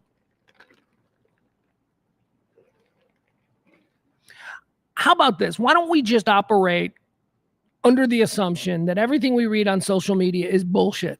There you go. Just believe everything. Just don't believe your friends. There you go. If you got friends, because we can't trust our institutions anymore. There is no more mainstream media that we can go, well, they said it in the New York Times, because that's bullshit now. CNN is bullshit. Fox News is bullshit. People are just happily being drawn to information sources that they know going in are going to spoon feed them exactly what makes them happy or gets them riled up. It's us. Again, another situation where it seems to be us. We can project blame on everything. They're giving us bad news. They're giving us what we want. We, the people, are always ultimately responsible for all the stupid shit that happens. That's how I think. No, wait, but you gotta blame somebody else. Nah, we the people, we the collective idiots. No, it's the politicians. Who do you think fucking elects them? We, the collective idiots. We keep electing the same idiots. Because it's everybody else. It's my grand theory on why Congress is always going to suck, because we always reelect the people to our own district. Why? Because our guy is great. The problem with Congress is everybody else's guy. Everybody else's guy out there fucking sucks. That's why Congress has like a 2% approval rating, if even that. They might be in the negative, because everybody's guy is great. My guy is great. I met my guy at the carnival. I met my guy. I shook his hand at the pancake breakfast.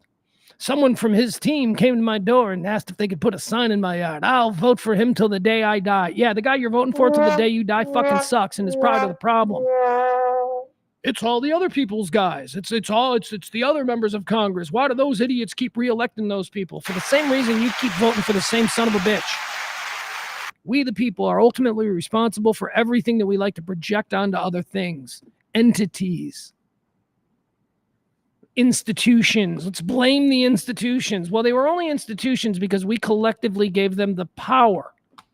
And now we're just going to go, yeah, we're taking that away. Can't believe the New York Times. Can't believe the Washington Post. Can't believe what you see on TV. Only believe the screaming middle-aged guy on AM talk radio. That guy you can believe. Also, only believe the strange anonymous weirdo that you follow on Twitter. Believe him. But, everything else, there's a big conspiracy surrounding it. Can't trust anything. I'm not even being cynical. I'm telling you exactly the lot that we have found ourselves in. We pick and choose the sources of information that we trust, and there is no way to know whether we're being lied to. So Mark Zuckerberg coming up here and finally admitting to Jim Jordan, he's like, yeah, we took some pressure. They asked us, the government, to not allow these things to spread, and he's apologizing for it, and he's saying he won't do it again, and whatever. Moving on.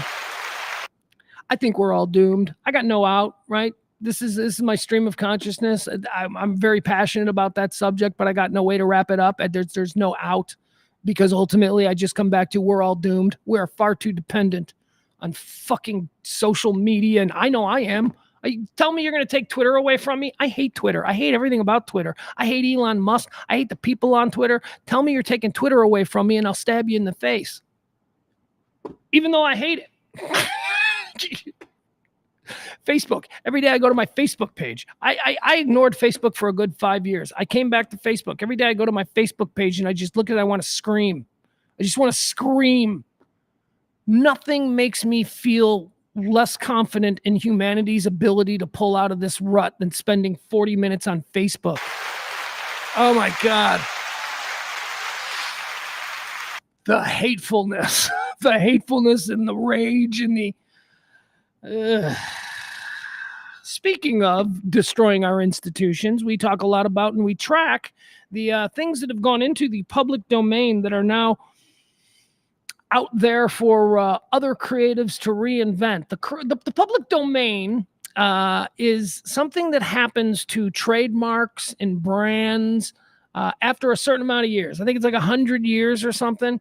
Like if you I'll give you an example. You create Mickey Mouse, Walt Disney, he created Mickey Mouse. Nobody could use Mickey Mouse for 100 years because after 100 years, Mickey Mouse would be considered something that had been around so much and it's omnipresent that it had become a part of our culture. And at that point, it no longer belongs to just Walt Disney, but the character itself would belong to everyone because it is now in the public domain.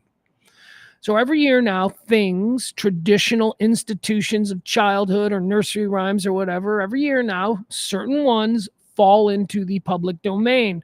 Guess what did it this year? Pinocchio. Pinocchio is in the public domain. We saw this with Winnie the Pooh a couple of years ago. Remember that movie? They because nobody has to pay a brand or trademark right on Winnie the Pooh, you can make a movie where Winnie the Pooh, it's the Winnie the Pooh movie, and he's like a serial killing sex predator, and that's because you can do that because it's in the public domain. Pinocchio is getting the public domain treatment. Pinocchio gets gruesome makeover as beloved character stars in grisly new horror film. There are always horror films. How about porn? There you go. When does Cinderella go into the public domain? I need like Vivid Video to make the first public domain Cinderella porn. By the way, I had an observation about porn stars.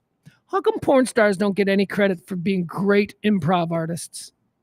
You ever think about that? You ever seriously think about that? I mean, we give all this credit. I love good improv. I love Second City and Improv Olympic and all that kind of stuff. But those people are like at the absolute height of their craft. Bad improv is the worst, but good improv is actually pretty exciting. Those people get all kinds of credit. And I got to be honest with you. When I think about porn stars, I don't think anybody participates in the whole yes and theory more effectively than porn stars. What is more yes and than a female porn star? I don't know. I just think they should get more credit for being good improv artists. Pinocchio is being turned into a horror film. So let's get into the details here. What's it called? Is this a trailer? No. Oh, no. It's Winnie the Pooh. It's a trailer. Beloved storybook character Pinocchio is getting a gruesome makeover. Revealed by Bloody Disgusting. Bloody Disgusting, I guess a fanzine for people who like slasher films.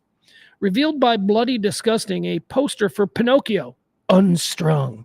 Pinocchio Unstrung. Shows the wooden puppet walking off frame with a trail of destruction in his wake. A hand is covered with blood and stabbed with a knife, while Pinocchio's strings lay twisted and broken on the floor. The tagline reads, "There's nothing holding him back." Oh, get it? So he's like a marionette. He's off his strings, and he's fucking pissed. He's Pinocchio.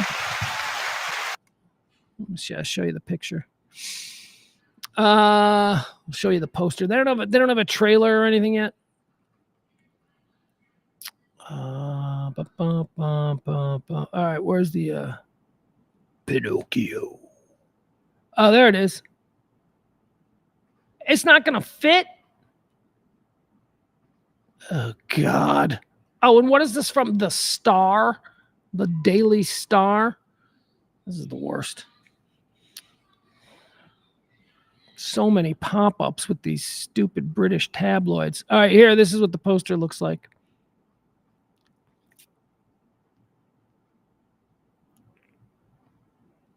What? Why did it go to a different page? There we go. Okay. All right, there you go. All right, so that's the poster, I guess. Ugh.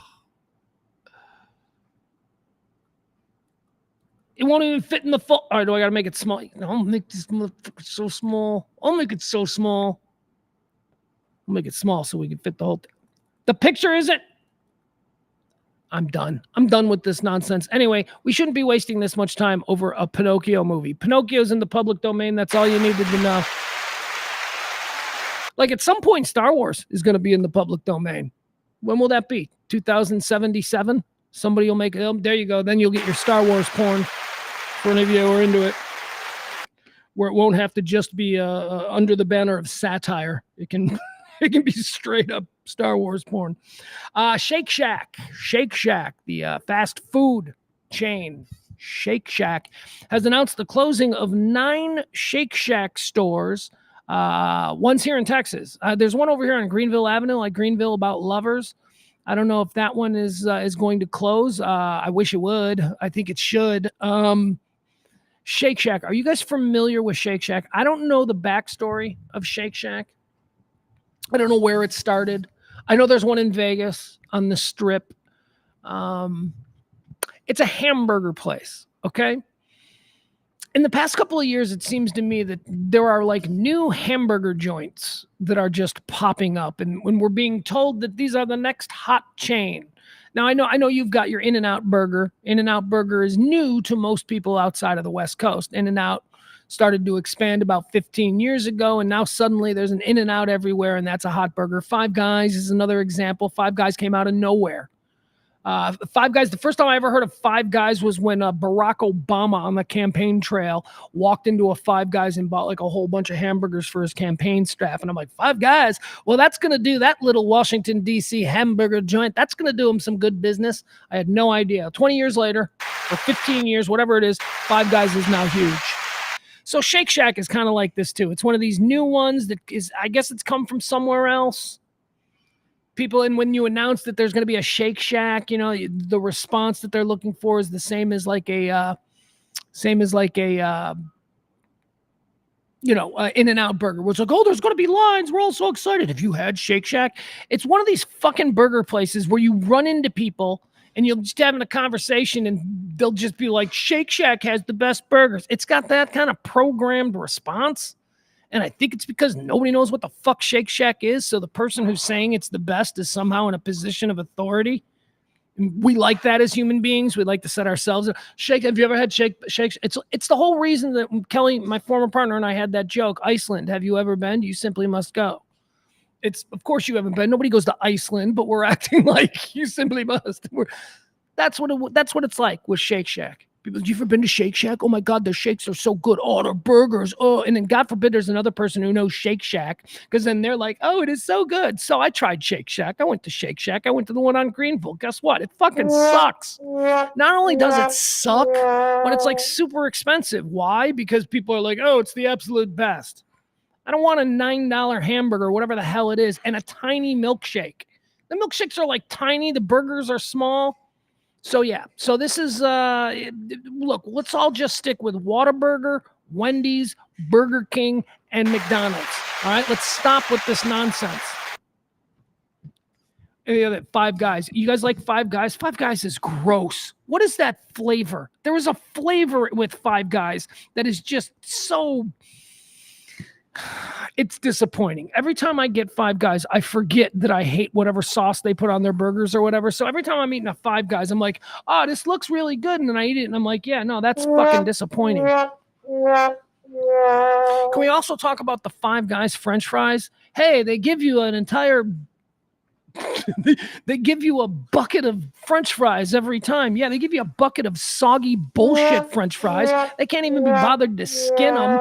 No, that makes them exotic. They're not skinned. No, that makes them gross. Five Guys French fries are like the 180 from McDonald's French fries. Five Guys, take a little lesson from McDonald's. Soggy ass, greasy French fries. Anyway, I don't know why I have this outsourced hatred for Shake Shack. Actually, I do, because a guy I used to work with in Chicago was always talking about Shake Shack, and he was always talking about how it was so great. And if I ever get the opportunity to go to the Shake Shack, I should go and get a Shake Shack. And then I moved back down here to Dallas, and there's one on Greenville, so I go over there and I get a Shake Shack, and it's like $20, and I'm like, fuck, this is fast food? $20, and I eat it, and it sucked. Shake Shack sucks. And that's why 9 of them are closing down today. Nobody's going to them. They're too expensive. They're overrated. And the people who talk about how great they are, turns out they're all D-bags. Now that we've taken a big old shit on Shake Shack, pretenders to the throne, let's talk about the king. Let's talk about and we're not talking about the Burger King. I know the Burger King's running around in these streets telling everybody he's the king of burgers. He ain't. Ronald McDonald is the OG MFer of American burgers. And you know I love my McDonald's. I love McDonald's. I am ardently pro McDonald's. And here's why. I don't think we appreciate them. I think that the fact that they do everything so well, so consistently, and so conveniently, it leads to us as a people completely taking McDonald's for granted. They close every McDonald's in America. I swear to God, in a week, you'll be like, I fucking need some French fries. We take it for granted because there's a McDonald's within walking distance of most of our homes, and it's always been that way our entire lives. It's there. So that when the new Five Guys opens across town, oh, let's go to Five Guys. Let's not go to stinky old McDonald's. We go there all the time. McDonald's is fucking great. Shake Shack sucks. McDonald's is great. Anyway, McDonald's, as I joked on Twitter earlier today, they're finally responding to my emails. McDonald's is introducing a brand new hamburger. Whoa, slow your roll here. You're going to have to get on an airplane and go up to Canada if you want to try it first, because they're doing it in Canada first, but there are plans to roll it out here in the United States. McDonald's has found that the number one complaint or criticism about their hamburgers and about their sandwiches over the past few years has been that we all feel, and I speak for collectively all us McDonald's enthusiasts, we all feel that the food has gotten smaller. There are no big burgers. I mean, honestly, a Big Mac could be twice the size. A Big Mac should be twice the size. So it's a big complaint we've got. So McDonald's is introducing, for the first time in quite some time, a brand new hamburger. Again, only available right now in Canada, but it is coming to the United States. It's called the Big Arch. The Big Arch. And it's a big-ass McDonald's hamburger. And you know what? I bet it's delicious. But I do have one concern. So when I'm looking at this thing, and I'll show it to you here, we'll pull up a picture of the Big Arch. We'll look at what they're pushing on us. What is this? What is this video? Oh, is this a video? Oh, I bet this is like one of those influencers who got paid to talk about McDonald's. Who doesn't get paid to talk about McDonald's? Me. You know who talks about McDonald's all the time? Me. You know why? Because I legitimately like McDonald's. But look at this D-bag. This D-bag's probably cashing checks. And he's doing an official McDonald's Viral vid. Let's see what he's got going on. All right, here we go. This is introducing the new Big Arch. He's going to eat. He's going to eat one, and he's going to love it, because I can tell you just from looking at this that this is a McDonald's-driven viral video. So don't expect him to eat it and go, oh, I'm a little disappointed. All right, let's see what this is. Oh, again, the one problem that I think I have with this burger is that McDonald's is wildcatting with their sauces. Apparently the Big Arch has a brand new McDonald's sauce, and I don't know why they would move away from the Big Mac sauce. That's an incredible sauce. I would love the Big Mac sauce on a bigger hamburger. But no, they're giving us a new hamburger called the Big Arch, and it's got a brand new McDonald's sauce. Let's check it out. New menu item, and I'm here today to try out the Big Arch. I was among the first to get a taste test of this burger, and let me tell you, the Big Arch is about to be a new favorite. You know what's a big deal? When the Hamburglar has his eyes on it. Burger lovers, get ready for 2 quarter. All right, let me see what this is. All right, let's look at that. That looks pretty good. I got to be honest. If we're looking at it, that looks like a pretty good burger, but when have we seen a professional photo of a McDonald's food item that didn't look amazing, right? That's the whole job of this photographer. So let's not be fooled.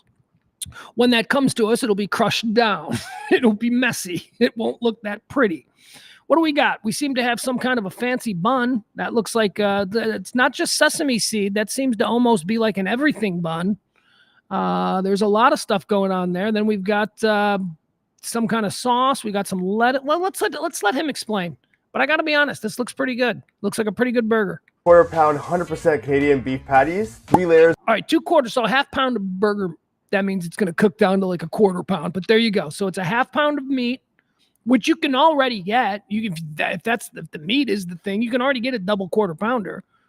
Yeah. So all right. So here we go. 2 1/4 pounders. 2 1/4 pound Canadian beef patties. Remember, I told you this is only available in Canada, but they do have plans for America here after the first of the year. Here we go. Of melted cheese, slivered and crispy onion. Slivered and crispy onions.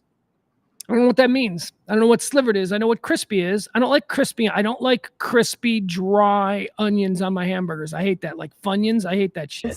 Fresh lettuce, pickles, and the new tangy Big Arch sauce that's got a bit of a problem. I'm a little concerned about the new tangy Big Arch sauce, but whatever. There you have it. Ties it all together.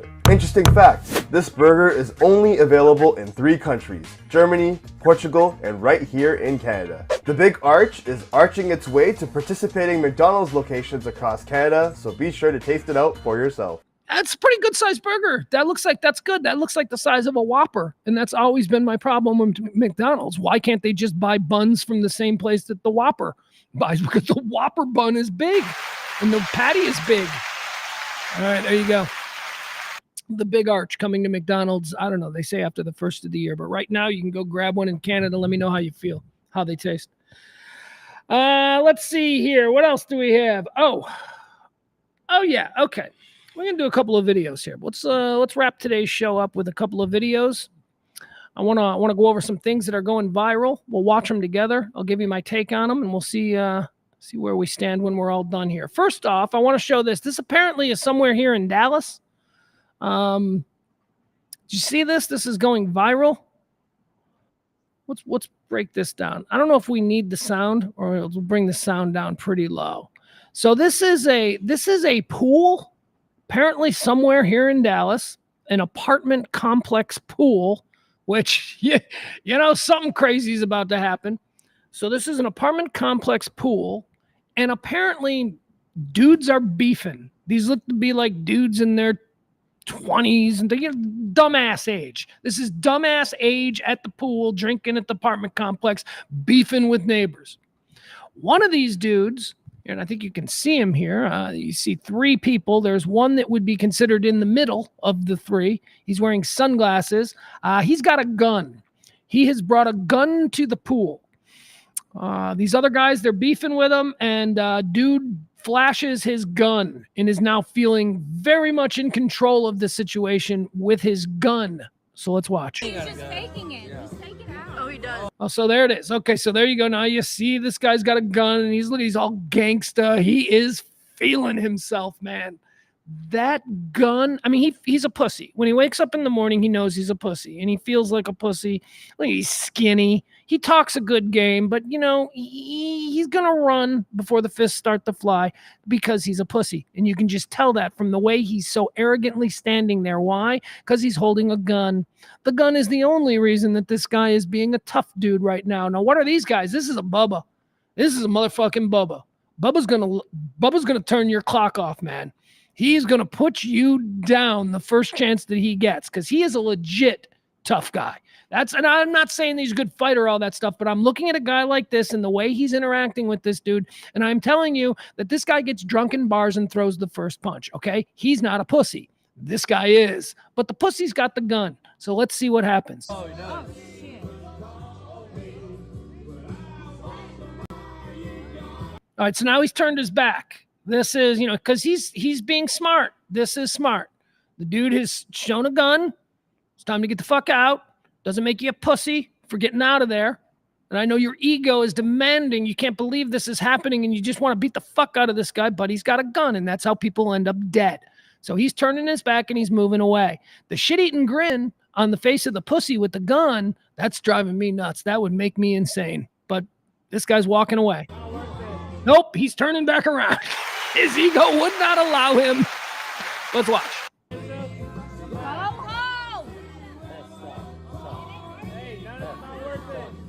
Friend is stepping in. Look at how tough he is with his gun. Oh, yeah, he's in charge of the pool right now. He is the guy with the gun at the pool, and everybody's going to be his bitch. He's still talking. That shit don't scare me, bro. I promise you. That shit don't scare me, bro. I promise you. So that's what the big Bubba is yelling at this dude now. That shit don't scare me, bro. Got a gun. Why do you bring a gun to a pool? That's a good question. Why did you bring a gun to the pool? A better question is, why are you now getting in the pool with your gun? And also, why did you feel you needed to put the gun down on the side of the pool while you go, what, is the water too cold for you? You didn't want to just jump in. You had to just, sort of get in slowly, and to do that effectively, you needed to put your gun down. Look at him. Look at this guy. He's going to put his gun down. He's like, all right. It's like he's thinking, all right, everybody here is sucking my dick because I'm the guy with the gun, so I'm going to just settle in and get comfortable. Here, let me put the gun right there for a second. I'm going to settle in and hey, don't take the gun. That's what just happened to this guy. Why do you bring a gun to a pool? Put the gun down. Boom. Oh, there you go. Now you don't have the gun anymore. Now watch this. Beat the fuck out of this guy. They're basically going to drown him. Dude, it's like a fucking crocodile. Have you ever seen a crocodile grab a baby deer off the shore of the... That's exactly what we just saw here. These motherfuckers, the minute this idiot, this pussy, put his gun down, these dudes jumped on the gun. They're like, get the gun. The minute he put the gun down, they're like, get the gun. And then they dragged him into the water like a crocodile dragging a baby deer. That was amazing. And now he's just going to get his ass kicked. So let's watch. Run that nigga shit. Bitch, get out. Run that nigga shit. Come on, bitch. Yeah.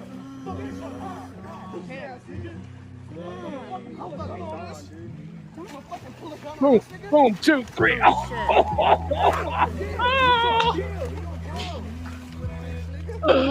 Yeah, come on. Just fuck him up. Just fuck him up bad. Because you're calling the police anyway. You can get away with pretty much doing whatever you want to him. This guy brought a gun. It's all on tape. You can see it. This guy was menacing with a gun. You are right now attempting to save your own life because he's a dangerous man. And if that means you judged in the moment that he needed to be beaten unconscious for you to feel safe, so be it. Beat the fuck out of him and call the police. I know, I saw it. There you go. Keep taking these shots. Hey. Can we just talk about Girl in the White Bikini, though? Because Girl in the White Bikini comes in here at the end, and hubbala, that's 1. 2, get the fuck out of there. This gun could go off at any minute. What are you doing running in there, sweet cheeks? Hold this. There you have it. All right, there you go. Don't bring a gun to the pool. Let's watch it one more time, and I'll shut up. Why? He's just faking it. Yeah. Just take it out. Oh, he does. Oh, shit.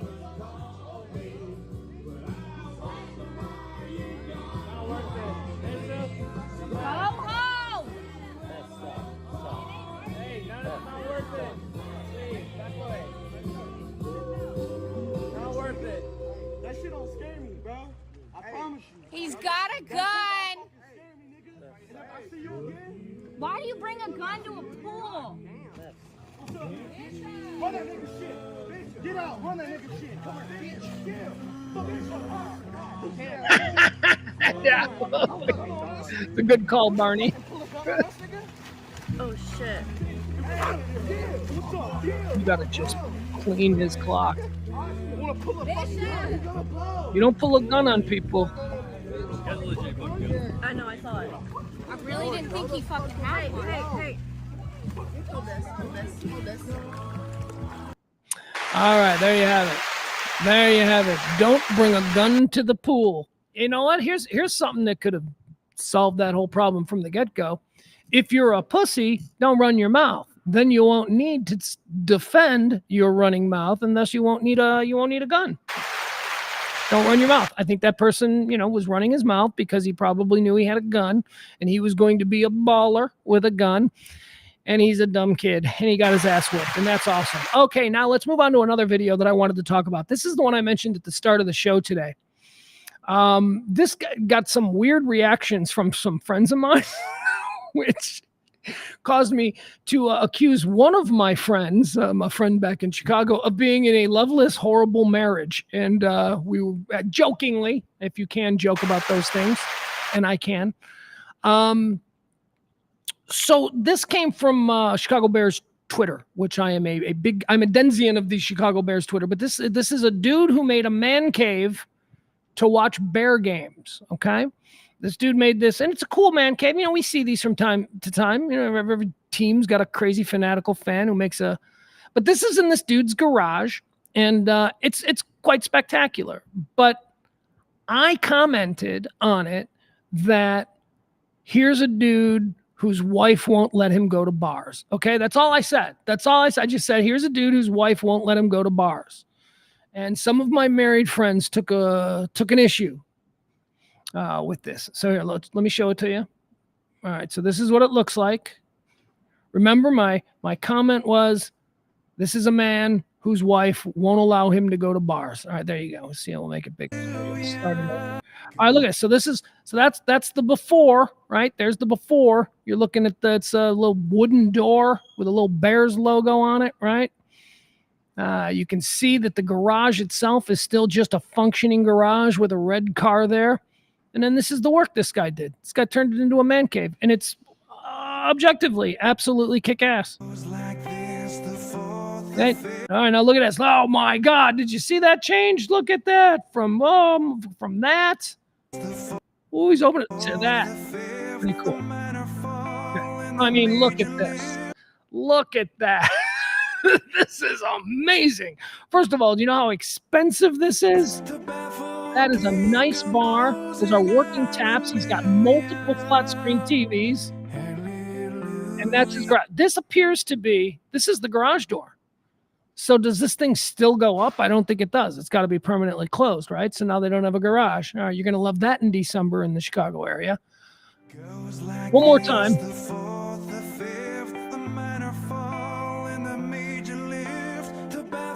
Oh, for fuck's sake.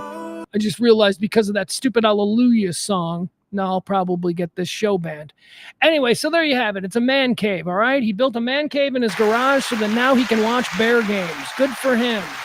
My comment was his wife doesn't trust him in bars. Now, I think that hit home with a number of friends who are also in relationships where maybe when they're younger, or at least this one in particular, his wife shouldn't trust him, but sorry, she doesn't listen.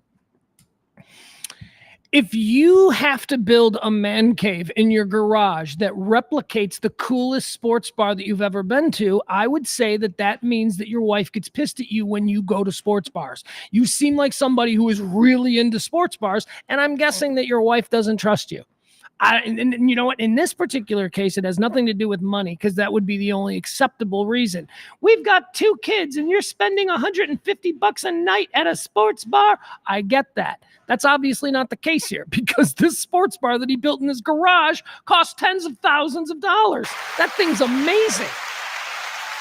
So what is it? I think his wife just doesn't want him flirting with waitresses and bartenders. That's it. And so he built that in his room, in his garage, and everybody is celebrating it. And I'm just here to point out it's actually quite sad. It's actually quite sad that he's not allowed to go to bars. And I'm sorry, I will die on that hill. He is not allowed to go to bars.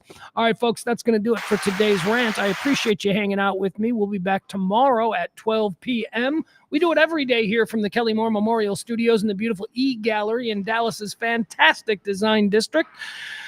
One more time, a big thank you to Tracy D., who is today's executive producer. Thank you so much. And what else do I have for you? I think that's about it. That's going to be it. These are my last words. We'll see you tomorrow. Bye.